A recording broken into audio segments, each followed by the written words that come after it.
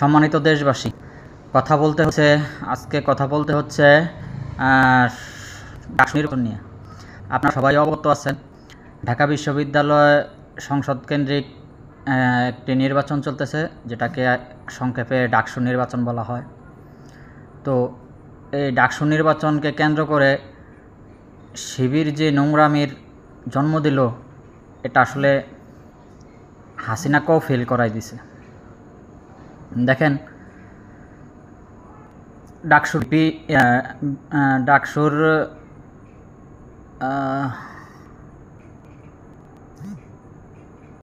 BP candidate অনেকেই আছে। তো সবাই একটা সৌহার্দ্যপূর্ণ নির্বাচনের অপেক্ষায় ছিলাম। সত্যি কথা বলতে আমি নিজেও যেই জিতুক, শিবির জিতুক, ছাত্রদল জিতুক বা বাকসার জিতুক অথবা সাধারণ শিক্ষার্থীদের মধ্যে কেউ জিতুক, মানসিকভাবে একটা প্রস্তুতি নিয়ে রেখেছিলাম যে শুভেচ্ছা ভিডিও তৈরি করব। কিন্তু দেখেন, এই শুভেচ্ছা ভিডিওটা এখনও পর্যন্ত তৈরি করতে পারতেছি না। কারণ কি, ডাকসু নির্বাচনের রেজাল্ট দেওয়ার কথা ছিল 7টায়, সন্ধ্যা 7টায়। নির্বাচন 5টা বাজে শেষ হবে, 7টা বাজে রেজাল্ট ঘোষণা করবে। তো 7টা বাজে রেজাল্ট ঘোষণা করলে এখন বাজে রাত্রে 10:45, 9:44। তো এখনও পর্যন্ত রেজাল্ট ঘোষণা করা হচ্ছে না। তার মানে কি বোঝায়? তার মানে বোঝায় নির্বাচন মেকানিজম করা হচ্ছে। আচ্ছা, নির্বাচন মেকানিজম করা হচ্ছে, এখন কে করতেছে?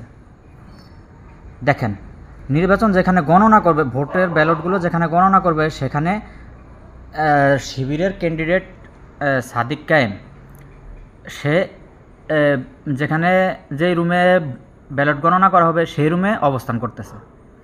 আর বাদ বাকি ভিপি ক্যান্ডিডেটদেরকে ভিতরে ঢুকতে দেওয়া হচ্ছে না। তো এই মেকানিজমটা যে করা হচ্ছে, অন্য কোনো দলের জন্য করা হবে? শিবিরের ক্যান্ডিডেট ভিতরে নিজে দাঁড়িয়ে থেকে কি অন্য কোনো দলের জন্য করবে? অবশ্যই না। অবশ্যই তারা নিজের দলের জন্য মেকানিজম করবে। তো এই যে মেকানিজমটা করতেছে, এই মেকানিজমে তারা কি প্রমাণ করতেছে? এই মেকানিজমে তারা প্রমাণ করলো যে হাসিনা একাই ফ্যাসিস্ট না, ক্ষমতা পেলে যে কেউই ফ্যাসিস্ট হয়ে ওঠে। তো এই যে আপনারা ফ্যাসিস্টের আচরণ ধারণ করতেছেন, এর ফলাফল কি আপনারা ভেবে রাখতেছেন? এখন না পান, এখন হয়তো এর ফলাফল পাবেন না, 10 বছর, 15 বছর, 20 বছর পরে হলেও এগুলোর ফলাফল আবার আপনাদের দিকেই ফিরে আসবে। তো মনে রাখবেন, দীর্ঘদিন পর গণতান্ত্রিক প্রক্রিয়া নির্বাচনের সুযোগ পেয়েও আপনারা গণতন্ত্রকে গলা টিপে হত্যা করলেন। খোদা হাফেজ।